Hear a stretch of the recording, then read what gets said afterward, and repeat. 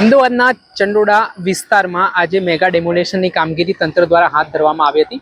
Ahmedabad municipal corporation અને અમદાવાદ પોલીસના સંયુક્ત ઓપરેશનમાં અંદાજિત 1.5 લાખ સ્ક્વેર મીટરની જગ્યા છે તે ડિમોલાઇઝ કરવામાં આવી છે। જે રીતે છેલ્લા ઘણા સમયથી મુદ્દો ઉઠી રહ્યો છે કે ચંડોળા તળાવમાં ગેરકાયદેસર રીતે બાંગ્લાદેશીઓ લોકો વસવાટ કરી રહ્યા છે, પરંતુ થોડાક સમય પહેલા એટલે કે 2 દિવસ અગાઉ અમદાવાદ ક્રાઇમ બ્રાન્ચ દ્વારા આ વિસ્તારમાં ડ્રાઈવ ચલાવવામાં આવી હતી, જેમાં 800 થી વધારે લોકોને પકડવામાં આવ્યા હતા, જેમાં 150 થી વધારે બાંગ્લાદેશીઓ હોવાની વિગતો સામે આવી હતી। આ ઘટના બાદ આ મેગા ઓપરેશન જે ગેરકાયદેસર રીતે બાંગ્લાદેશીઓ અમદાવાદના ચંડોળા તળાવમાં ઘૂસણખોરી કરીને રહી રહ્યા હતા તેમની સામે તવાઈ બોલાવવામાં આવી છે। તેમના બાંધકામો પણ તોડવામાં આવ્યા છે। સાથે જ આમાં સ્થાનિક જે ભારતીય લોકો છે જે અહીંયા રહી રહ્યા હતા તેમના પણ બાંધકામો તોડવામાં આવ્યા હોય તે પ્રકારની સ્થિતિનું નિર્માણ થયું છે। અહીંયા આપ કારખાનાઓ જોઈ શકો છો, રહેણાંક મકાન વિસ્તારો જોઈ શકો છો।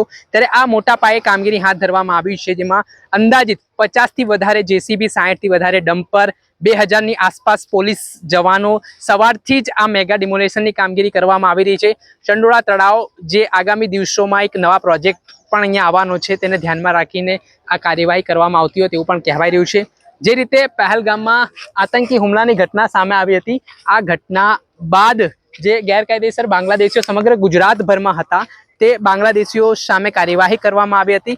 તેને લઈને અમદાવાદના ચંડોળા વિસ્તારમાંથી જે 800 થી વધારે એકાએક બાંગ્લાદેશી હોવાની જે આશંકાઓ હતી તેમાંથી 150 થી વધુ લોકો કન્ફર્મ થયા હતા ને એ જે 150 લોકો છે તે આ વિસ્તારમાં રહેતા હોય તે પ્રકારની વાત પણ પ્રશાસન તરફથી જણાવવામાં આવી હતી ને તેને જ ભાગરૂપે આ કાર્યવાહી છે તે કરવામાં આવી છે। પરંતુ આમાં કેટલાક લોકોના એવા આરોપ છે કે તેઓ ભારતીય છે, તે અહીંયા છેલ્લા ઘણા વર્ષોથી રહી રહ્યા હતા, પરંતુ એકાએક તંત્ર આવે છે રાત્રિ દરમિયાન અને તેમને કહે છે કે ડિમોલાઇઝ કરવું છે, તમે ખાલી કરી દેજો ને આ જે બાંધકામો છે તે તોડવામાં આવ્યા છે। પોલીસ ફોર્સના જવાનો અહીંયા તૈનાત છે, એએમસીના કર્મચારીઓ અહીંયા તૈનાત છે ને આ 1.5 લાખ સ્ક્વેર ફીટ જેટલી જગ્યા છે તે ડિમોલાઇઝ કરવામાં આવી છે। અલગ અલગ સ્લોટ પ્રમાણે છે જે અમદાવાદના ચંડોળા તળાવ પાસે જે ગેરકાયદે બાંધકામો છે તેને ખાલી કરાવવાની કવાયત છે આજે સવારથી જ કરવામાં આવી રહી હતી। તળાવના જે એરિયામાં છે લલ્લુ કરીને એક લલ્લુ બિહારી નામથી ઓળખાય છે, એના તમે જુઓ કેવી રીતે એન્ક્રોચમેન્ટ એને કર્યા છે। એના ઘણી બધી દુકાનો બનાવી લીધી, મકાનો જુઓ, અહીંયા એના 200 થી વધારે તો ઓટો રિક્ષાઓ એ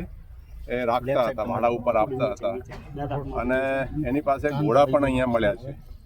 તો એની પ્રવૃત્તિ આવી હતી કે લોકોને એગ્રીમેન્ટ બનાવી અને એ લોકોના જે આધારના જે આપવાનું બનાવવાનું જે કાર્યવાહી છે એમાં મદદ કરતા હતા। તો એના વિરુદ્ધ આપણે એફઆઈઆર આજે ક્રાઇમ બ્રાન્ચમાં દાખલ કરી છે અને અહીંયા એ જોઈને ખરેખર તાજુબ લાગે છે। આ બધું તલાબનો એરિયા છે અને સુપ્રીમ કોર્ટના ઓર્ડર છે કે તલાબમાં કે જાહેર જગ્યામાં એ રીતે એન્ક્રોચ થઈ નહીં શકે।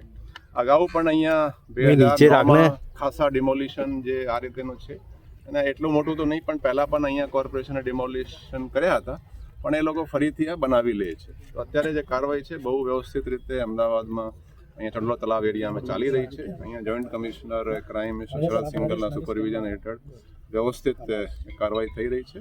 લગભગ 2000થી ઉપર પોલીસ છે અને 20 SRPની કંપનીઓ પણ રાખી છે અને આગે અમદાવાદના તમામ જે પોલીસ છે સ્ટેન્ડ બાય ઉપર છે। કોઈ પણ જગ્યાએ કોઈ બનાવ ના બને એ માટે આપણે અપેક્ષા છે કે કોઈ એમાં કાયદો હાથમાં લેશે નહીં। પોલીસ સંબંધી આગામી દિવસમાં શું કાર્યવાહી સર?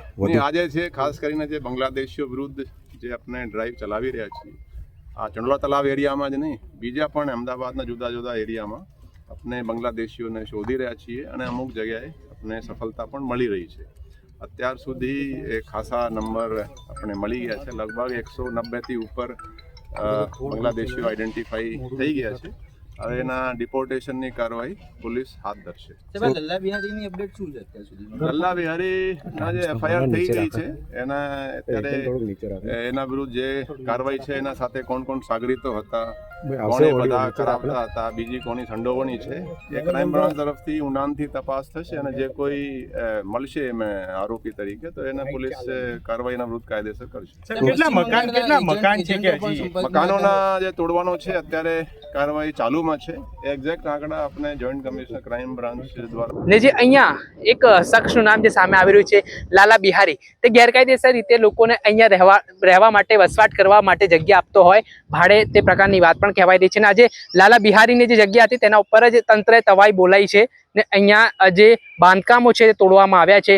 ને હાલ લાલા બિહારી નામનો જે શખ્સ છે તેની પણ અમદાવાદ ક્રાઇમ બ્રાન્ચ દ્વારા ધરપકડ કરવામાં આવી હોય તેવું કહેવાય રહ્યું છે. ને આ તમામ બાબતો તમામ પોલીસ પ્રોટેક્શનને ધ્યાનમાં રાખીને જડ બેસલાક પોલીસ બંદોબસ્ત વચ્ચે આ ડિમોલેશનની કામગીરી હાથ ધરવામાં આવી છે. ને અલગ અલગ જે ગેરકાયદેસર બાંધકામો ચંડોળા તળાવ પર આવેલા છે તે તોડવા માટેની કવાયત ચાલી રહી છે. દર્શક મિત્રો, સ્કાયનેટ મીડિયાને આપ લાઈક કરી લો, સબસ્ક્રાઇબ કરી લો અને શેર કરવાનું ભૂલતા નહીં.